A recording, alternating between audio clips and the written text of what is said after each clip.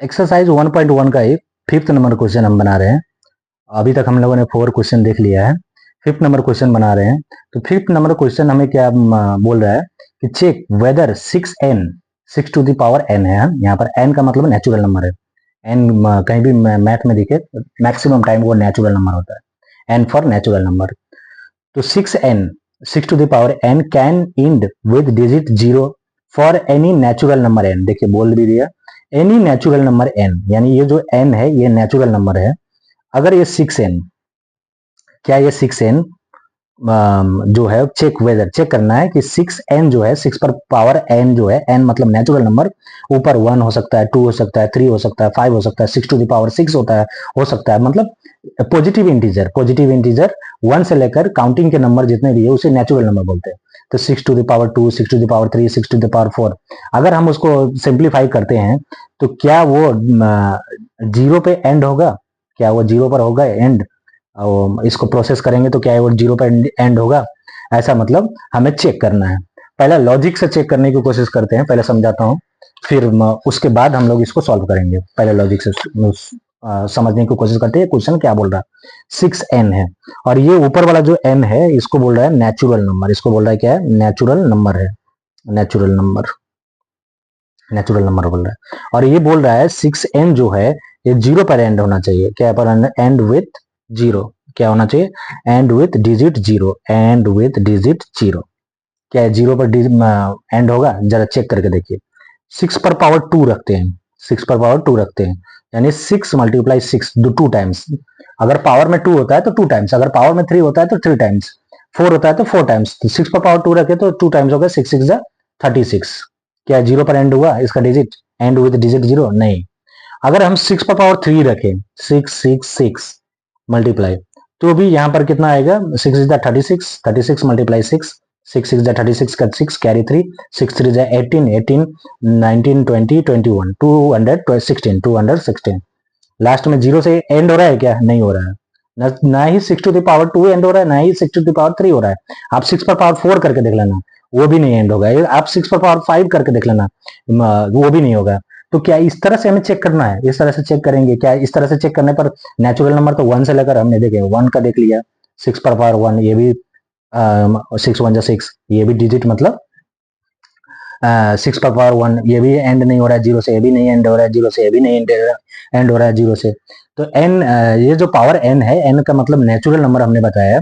तो क्या हम 2 से चेक करेंगे, फिर 3 से चेक करेंगे, 4 से, 5 से, 6 से, इस तरह चेक करेंगे? क्या इस तरह बनाना है एग्जाम में? इस तरह से नहीं बनाना है। ये मैंने समझाने के लिए बताया, लॉजिक बताया, क्वेश्चन का मतलब समझाया। फिर क्वेश्चन बोल रहा है कि 6 टू द पावर n है, अगर पावर n जो है नेचुरल नंबर है, आप नेचुरल नंबर जो भी फिट करते जा रहे हो n पर, 1 2 3 4 5 6, कोई भी काउंटिंग का नंबर फिट करते जा रहे हैं, पॉजिटिव नेचुरल नंबर है, शॉर्ट में समझिए नेचुरल नंबर। तो वो क्या उसको प्रोसेस करने के बाद क्या 0 पर उसका डिजिट एंड हो रहा है? लास्ट वाला डिजिट एंड विद डिजिट 0, क्या एंड 0 से हो रहा है? देखिए यहाँ एंड 0 से हो रहा है? नहीं। एंड 0 से हो रहा है? नहीं हो रहा है। तो इस बात को हमको प्रूव करके बताना है कि क्या ये 0 पर एंड क्यों नहीं हो रहा है और क्यों नहीं होगा। ये इसको प्रूव करके देखते हैं और उसी तरह हमको बनाना है। तो 5th नंबर क्वेश्चन आपने समझ लिया। अब हमें इसे लैंग्वेज में लिखना पड़ेगा, लैंग्वेज में सॉल्यूशन। अब सॉल्यूशन करते हैं इसको। तो हमें क्या लिखना है कि any number, any number ends with digit 0, यहां पर इफ लगा दीजिए तो और बेटर हो जाएगा। If any number ends with digit 0, कोई भी नंबर, यदि कोई भी नंबर 0 पर एंड होता है तो वो क्या हो जाएगा? Then it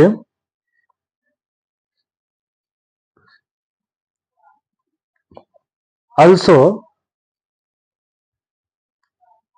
divisible by 10। देखिए कोई भी नंबर अगर 0 पर एंड हो रहा है तो वो 10 से डिवाइड होगा। समझाता हूं पर समझने की कोशिश कीजिए। जैसे 20 है, 20 है तो क्या है? 0 पर एंड हो रहा है तो क्या 10 से डिविजिबल नहीं है? 10 टू 20 डिविजिबल है कि नहीं है?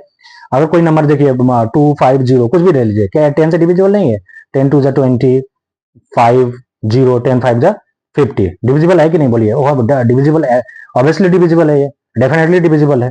यानी कि कोई भी नंबर अगर 0 से पर एंड हो रहा है तो 10 से डिविजिबल, 10 से डिवाइड होगा ही होगा, और 10 के अलावा भी डिवाइड होगा। कौन से नंबर से? 5 से। देखिए 10 0, ये तो 10 से हमने चेक कर लिया, अब 5 से चेक कीजिए, 5 4 जा 20। यानी कि if any number ends with digit 0, अगर कोई भी नंबर 0 पर खत्म हो रहा है तो वो डिवाइड होगा 10 से, डिविजिबल बाई 10। यहां पर 10 लिखना था, 10। एंड 2 एंड 5, 2 एंड 5, हाँ 2 से भी डिविजिबल होगा, चेक कर लीजिए आप, ये 20 2 से भी डिविजिबल होगा। 2 1 जा 2, 0 2 0 जा 0, देखिए 2 से डिविजिबल हो गया। यानी कि कोई भी number, if any number and with 0, तो वो it also divisible by 10 and 2 and 5, दो बार एन लिख दिया, कुछ चलेगा मैथ में। तो हमें ये लिखना है पहले लैंग्वेज में, इसको सॉल्यूशन करते टाइम। आपने क्वेश्चन तो समझ ही लिया है, लेकिन इसको लैंग्वेज में लिखने के लिए पहले हमें ये लिखना है कि कोई भी नंबर 0 पर एंड होता है तो it also divisible by 10 2 and 5। यानी 10 से भी डिविजिबल होना चाहिए, 2 से भी डिविजिबल होना चाहिए, 5 से भी डिविजिबल होना चाहिए। लेकिन सिंस क्या है, 6n को जब हमने तोड़ा तो 2 3 जा 6, 2 3 जा 6, 2 3 जा 6, या तो 10 से डिविजिबल होना चाहिए या 2 और 5 दोनों से डिविजिबल होना चाहिए, दोनों से। 2 और 5 दोनों से डिविजिबल होना चाहिए, 2 एंड 5 दोनों से, दोनों से डिविजिबल होना चाहिए, ध्यान रखना है, 2 एंड 5। तो देखिए 2 3 जा 6 है, यहाँ पर 2 आ रहा है लेकिन 5 नहीं आ रहा है, 5 नहीं आ रहा है, तो यहाँ पर लिखेंगे हम here 5 is not in the prime factorization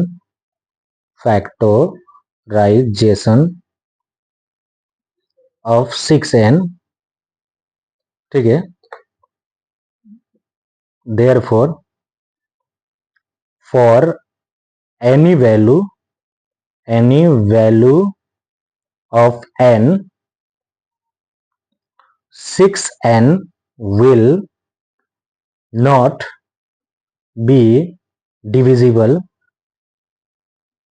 by 5। तो n के कोई भी वैल्यू रखिए और उसको निकालिए, जैसे कि हमने वैल्यू रख के अभी निकाला था थोड़ी देर पहले से 30 से, देखिए 6 का 2 रखा, 6 पर पावर 3 रखा, ये जो कोई भी वैल्यू रखे n के ऊपर, तो वो ये क्या 5 से डिवाइड नहीं होगा, ये क्या 5 से डिवाइड नहीं होगा, 2 से डिवाइड होगा पर 5 से नहीं। लेकिन हमें दोनों चाहिए, 2 और 5 दोनों से डिवाइड चाहिए, या तो पूरा 10 से डिवाइड चाहिए या दोनों चाहिए 2 और 5 से। क्यों? क्योंकि अगर 20 0 पर एंड कर रहा है, अगर 20 0 पर एंड कर रहा है तो 20 का जब आप प्राइम फैक्टराइजेशन निकालेंगे तो आप ध्यान देना 2 और 5 दोनों आ रहा है।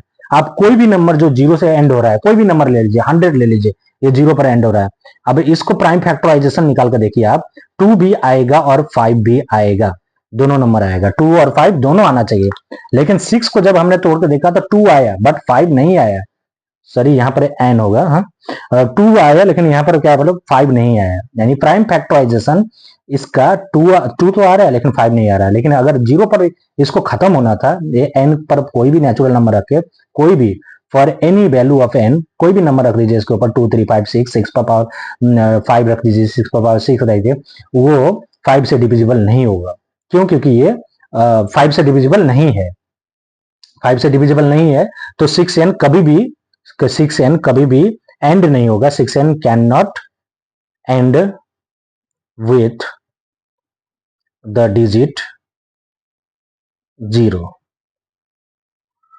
ठीक है, ये नहीं होगा। अब 6 नंबर क्वेश्चन में हम चलते हैं। 6 नंबर क्वेश्चन में एक्सप्लेन करना है why 7 multiply 11 multiply 13 plus 13 and 7 multiply 6 multiply 5 multiply 4 multiply 3 multiply 2 multiply 1 plus 5 are composites number. आपको दिखने में क्या लग रहा है, ये 7 प्राइम नंबर है, 11 भी प्राइम नंबर है, 13 भी प्राइम नंबर है, ये भी प्राइम नंबर है, लेकिन इसको क्या बोल रहा है कि ये कंपोजिट नंबर है। लेकिन ये एक्सप्लेन करना है हमें, ये तो सारे प्राइम नंबर है, लेकिन ये इसका जो प्रोडक्ट है ये कंपोजिट नंबर है। प्रोडक्ट और ये जो ऐड मिलाकर इसको जब सिंप्लीफाई करेंगे तो ये कंपोजिट नंबर होगा, ऐसा बोल रहा है। तो ये इसको एक्सप्लेन करना है। चलिए सॉल्यूशन करता हूँ, समझा एक्सप्लेन करते हैं। सॉल्यूशन में क्या करना है हमको, पहला इसमें 2 क्वेश्चन है, पहले एक पार्ट ये क्वेश्चन का और एक ये दूसरा पार्ट है। तो पहला पार्ट क्या बोल रहा है, 7 मल्टीप्लाई 11 मल्टीप्लाई 13 प्लस 13 है। तो एक काम करते हैं, इसका 13 हम कॉमन ले लेते हैं, 13 कॉमन ले लिया, कॉमन ले लिया तो बचा क्या है हमारा अंदर, 13 कॉमन लेने के बाद बचा 7 मल्टीप्लाई 11 और प्लस ये 13 तो बाहर आ गया, 13 1 13, 11 मल्टीप्लाई 1 लिख सकते हैं, लेकिन 1 लिखकर कोई फायदा नहीं, प्लस 1, 13 1 13, ठीक है।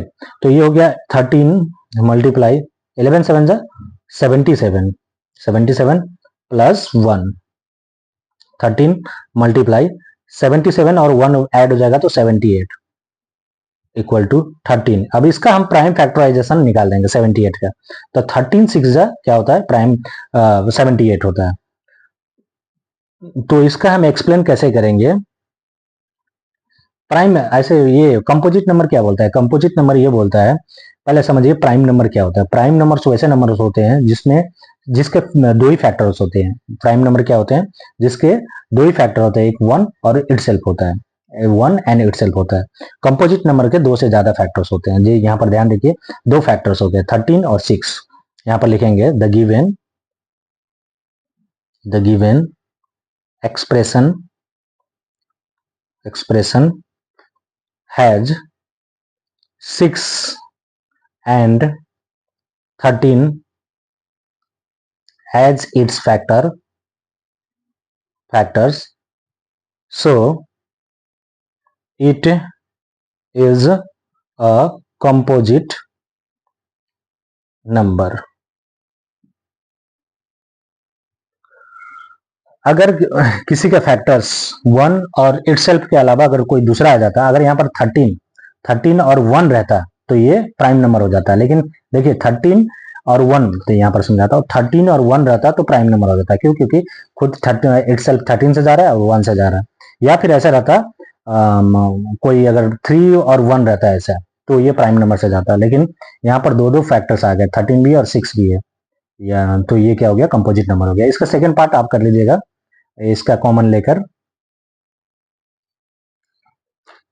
7 मल्टीप्लाई 6 मल्टीप्लाई 5 मल्टीप्लाई 5 यहाँ पर भी है, 5 यहाँ पर भी है, दोनों में 5 कॉमन ले लीजिएगा, 1 यहाँ पर आ जाएगा, 1 यहाँ पर आ जाएगा, और सेम इसी तरह कीजिएगा। और लास्ट में क्या एक्सप्रेशन डाल दीजिएगा कि इसके पास 2 फैक्टर्स है, इसलिए ये कंपोजिट नंबर है।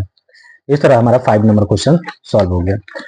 सॉरी 5 नहीं है, 6 नंबर क्वेश्चन था। अब 7 नंबर क्वेश्चन क्या बोल रहा है, 7 नंबर क्वेश्चन क्या बोल रहा है, ध्यान से समझना पड़ेगा।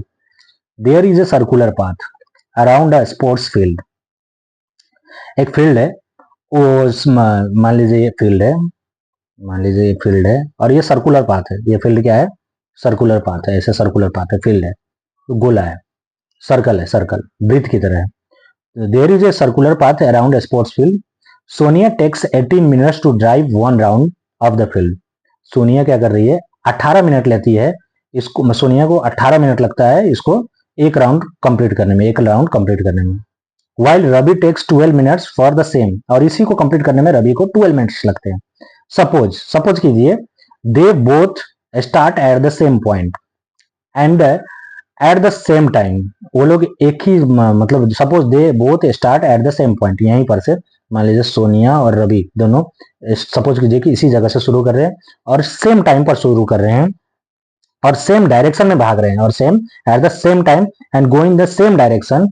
तो हमें ये पता करना है how many minutes will they meet again at the starting point.